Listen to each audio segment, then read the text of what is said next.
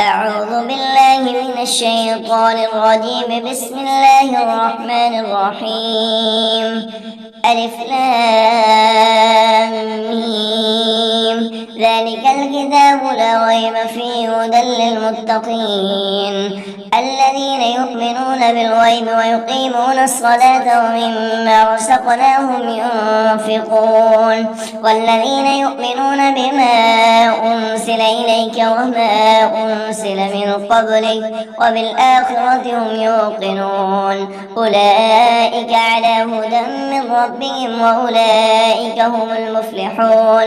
إن الذين كفروا سواء عليهم أأنذرتهم أم لم تنذرهم لا يؤمنون.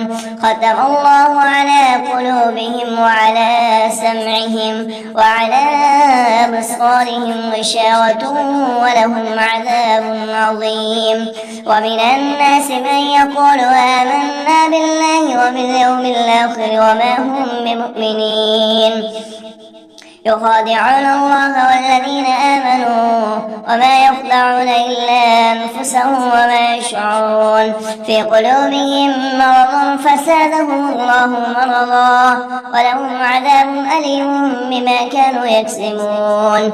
وإذا قيل لهم لا تفسدوا في الأرض قالوا إنما نحن مصلحون ألا إنهم هم المفسدون ولكن لا يشعرون. وإذا قيل لهم آمنوا كما آمن الناس قالوا ونؤمن كما آمن السفهاء ألا إنهم هم السفهاء ولكن لا يعلمون.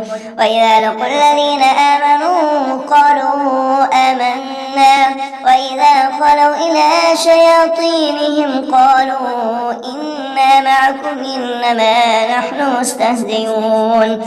الله يستهزئ بهم ويمدهم في طغيانهم يعمهون.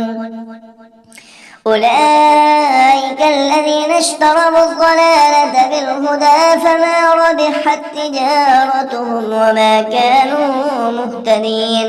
مثلهم كمثل الذي استوقد نارا فلما أضاءت ما حوله ذهب الله بنورهم وتركهم في ظلمات لا يبصرون. صم بكم عمي فهم لا يرجعون.